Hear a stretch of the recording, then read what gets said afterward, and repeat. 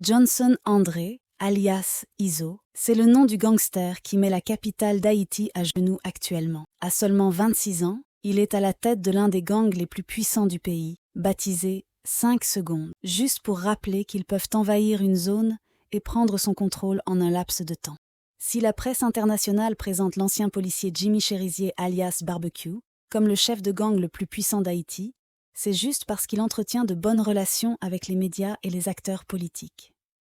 Mais en réalité, le vrai baron du crime organisé de Port-au-Prince n'est autre que Izo qui contrôle l'entrée sud de la capitale.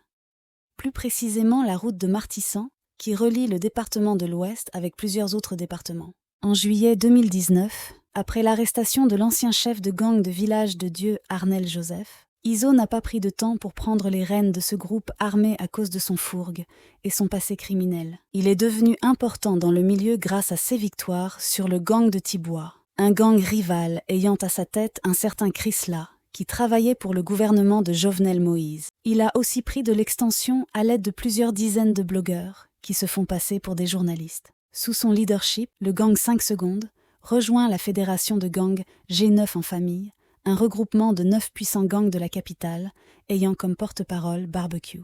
Le G9 fonctionne comme une véritable force de pression qui pousse le gouvernement et les entreprises à négocier. Ce regroupement a sur son compte des centaines de cas de kidnapping, d'assassinats et de massacres aux alentours de Port-au-Prince. Selon un rapport des Nations Unies, Izo se spécialise dans les rackets, le trafic de drogue, le kidnapping et le trafic d'armes. Grâce à sa position stratégique au Village de Dieu, entrée sud de Port-au-Prince, et aidé par l'autre puissante bande armée de Grand Ravine, le gang 5 secondes oblige tous les chauffeurs à payer un frais de passage pour rentrer ou sortir de la capitale. Cette situation perdure depuis plus de 4 ans sous le regard impuissant des autorités locales. Un ex-ministre de l'Intérieur a même qualifié cette zone de territoire perdu et a appelé la population à la vigilance. Izo profite de l'absence des forces de l'ordre pour mener en toute quiétude son commerce de trafic de drogue et d'armes. Il tisse des liens avec les cartels colombiens qui utilisent le réseau des bandits haïtiens pour faire passer des produits illicites en Haïti à destination des États-Unis. Il a un autre avantage sur les autres chefs de gang, puisqu'il contrôle aussi la circulation maritime aux alentours de la capitale. Des attaques sur les petits bateaux commerciaux se font à répétition, sans se méfier de la marine haïtienne dont le quartier général se trouve à une quinzaine de minutes de Village de Dieu. Tout le monde a peur de citer le nom du baron du crime en public. Les internautes n'osent même pas le critiquer sur la toile par peur d'être la cible des bandits. Les médias locaux ont peur d'aborder le sujet par peur de représailles. Sauf quelques rares médias indépendants exposent la vérité sur ce qui se passe vraiment en Haïti, mais les lecteurs n'osent pas partager ou commenter ce genre d'articles. Les gangs ont des espions partout, même au sein de la police. Izo est prêt à provoquer un massacre si quelqu'un se dresse en face de lui. En septembre 2023, le gang 5 secondes a sauvagement attaqué les communes de Sodo et de Mirebalais dans le département de l'Ouest. Bilan une trentaine de morts, une quinzaine de blessés et environ 1 millier de familles déplacées selon la direction de la protection civile.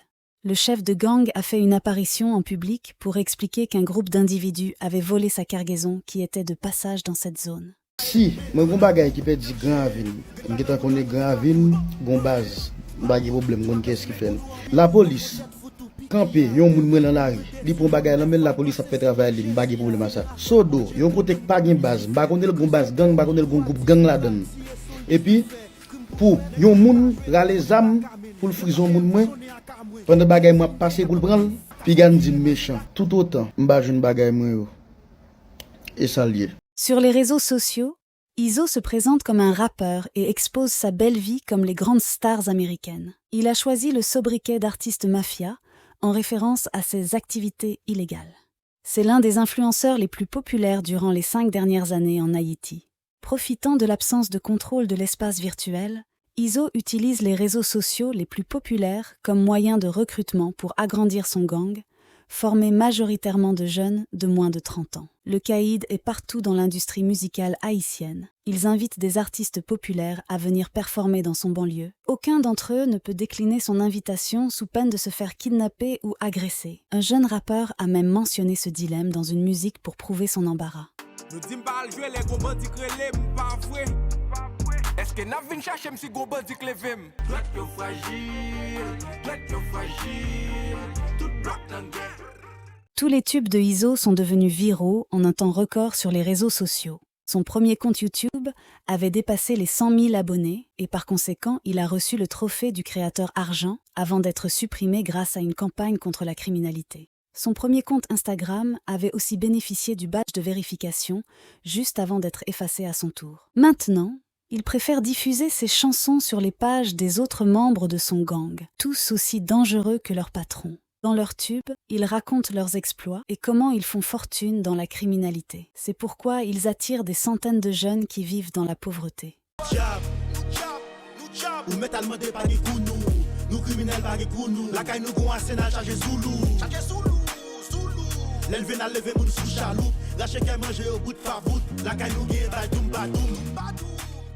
Bijoux, femmes, voitures de luxe, alcool, fortune... Izo fait rêver la jeunesse haïtienne. Il est devenu l'un des TikTokers les plus populaires et les jeunes ne cachent pas leur admiration dans les commentaires. Si Izo se présente comme un artiste très cool sur les réseaux sociaux, en réalité, il est l'un des chefs de gang les plus cruels du pays. Il détient plusieurs dizaines de morts en son actif, notamment l'exécution de 5 policiers lors d'une opération anti-gang à Village de Dieu en mars 2021. La vidéo des cadavres et un char blindé saisi par le gang a été publiée sur la toile comme démonstration de force. Selon des militants de défense des droits de l'homme, le gouvernement avait par la suite négocié avec les bandits pour récupérer le blindé. Au début du mois de mars 2024, Izo et ses alliés ont attaqué les 2 plus grandes prisons du pays, occasionnant une 50aine de morts et plus de 4000 évadés.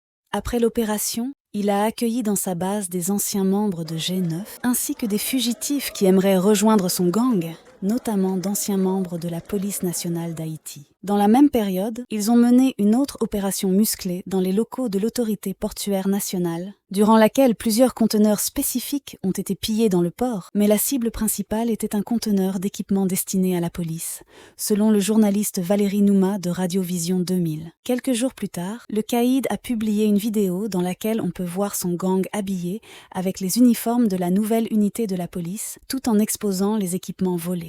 Aujourd'hui, la guerre des gangs n'est plus d'actualité. Ils se regroupent tous en syndicats dénommés Vivre Ensemble. Ils ont réussi à faire capoter le gouvernement de facto de Ariel Henry, à la tête du pays depuis l'assassinat du président Jovenel Moïse. Les bandits luttent maintenant pour faire partie de la table de négociation visant à désigner un gouvernement provisoire pour diriger le pays. Pendant ce temps, le baron du crime de Port-au-Prince profite du chaos pour agrandir son réseau, dans le but de faciliter le déplacement de ses cargaisons.